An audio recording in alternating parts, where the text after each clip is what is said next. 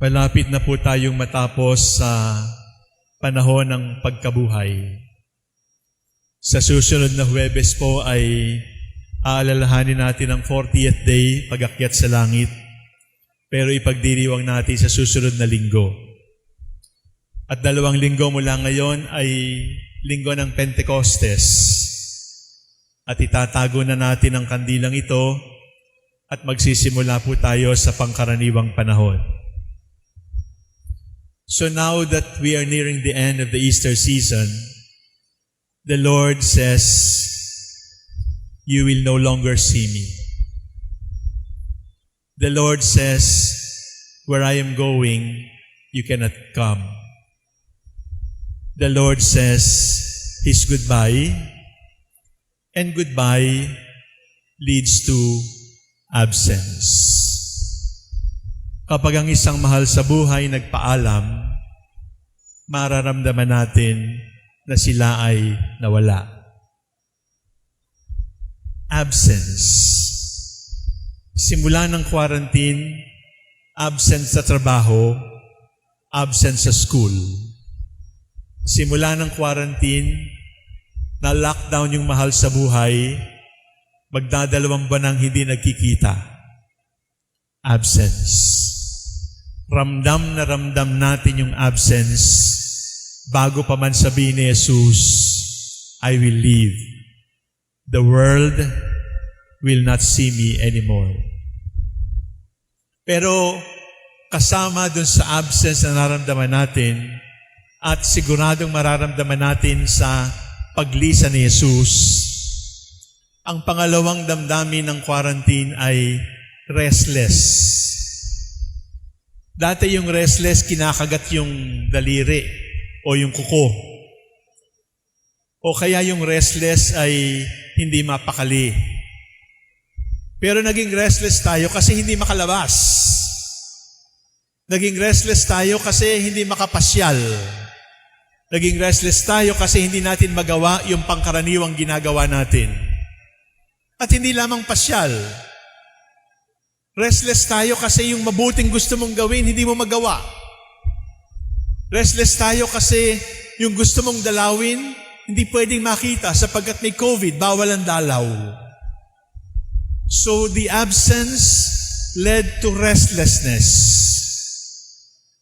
And when we came to terms with our restlessness, the third feeling of the quarantine was loneliness. Loneliness, which is helplessness. Loneliness, which means we are unable to do anything anymore. We feel like we have become victims of the situation. We feel like we have become losers in this battle. Look at those 3 words, my dear brothers and sisters, this Sunday. Absence, restless, loneliness. Absence. When Cardinal Sin died, I grieved. And many of my friends could not understand. Because in my life, he was perpetually now dead and absent. But because of the absence caused by death, that absence purified me, purified my love, and because of the purification of my love for a dear loved one, a dear mentor, I realized that I did not have to go to the crypt of the Manila Cathedral to visit him. In Bataan, in Dagupan, even if I don't have to travel to Manila Cathedral where he's buried, I know he's present to me. At alam ko, ganun din sa ating mga mahal sa buhay, na pagkatapos silang mawala, ay nagkakaroon sila ng bagong pananatili sa ating buhay na mas maganda at mas malakas. Why? Because absence is a blessing. Absence purifies presence. Absence beautifies presence, and absence empowers a new kind of presence. And absence is needed by presence so that it can truly be divine. Kaya kailangang mawala si Jesus. Hindi dahil walang pakialam, hindi dahil gusto niya tayong iwanan, kundi dahil merong magandang magagawa ang absence niya. Sapagkat sa kanyang pagiging absent, kahit saan tayo, hindi tayo kailangang pumunta sa Israel, hindi natin kailangang puntahan ang kanyang libingan, kahit saan tayo, the Lord will be present because His absence has purified, has beautified, has empowered all of us. And if you want to grow, you cannot be always present with your loved one. Mga kabataan, hindi pwedeng palaging kasama yung crush na hindi ka naman pinapansin. Hindi pwedeng kasama yung anak na ayaw mong bitawan. Let absence be absence, because absence purifies, beautifies, and empowers the presence of the beloved. Restless. Mayroong patron ng restlessness. San Agustin. And he said, O beauty, ever ancient, ever new, my heart is restless until it rests in you. At mayroong karugtong yon. I searched for you. You were inside me, but I was outside. You were within me, but I was outside myself. That is why I did not find you. Ang ibig sabihin, mga minamahal kong kapatid, yung pagpunta sa mall, yung makita mo yung kaibigan, yung makita mo yung pamilya, yung makita mo ulit yung trabaho, dahil ang tagal-tagal nang hindi kayo nakikita. Pagkatapos yung makita, ano? And then you will long again. Because when we look for peace, for serenity outside our hearts, it is like drinking salt water when you are thirsty. Subukan po ninyong uminom ng maalat na tubig kapag kayo nauuhaw. Laki-laki na ng tiyan mo, punong-puno ka na ng tubig, uhaw ka pa rin. Bakit? Sapagkat walang kakayahang pumawi ng uhaw ang salt water. At ganoon din yung ating kapaligiran. If your heart is restless, please do not look for it in recreation, in your loved one, in your friend.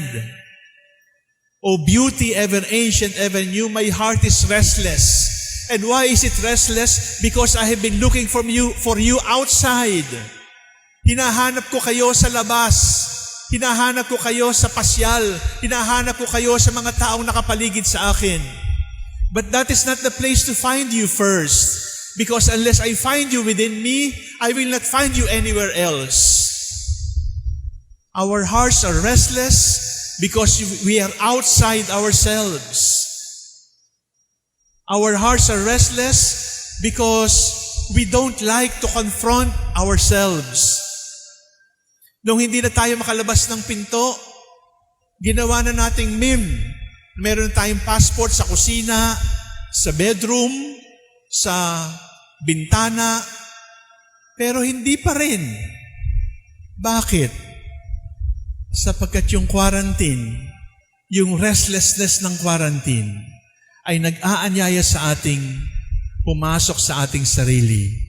At sa loob, hindi kailangan ng visa. At sa loob, hindi kailangan ng pamasahe.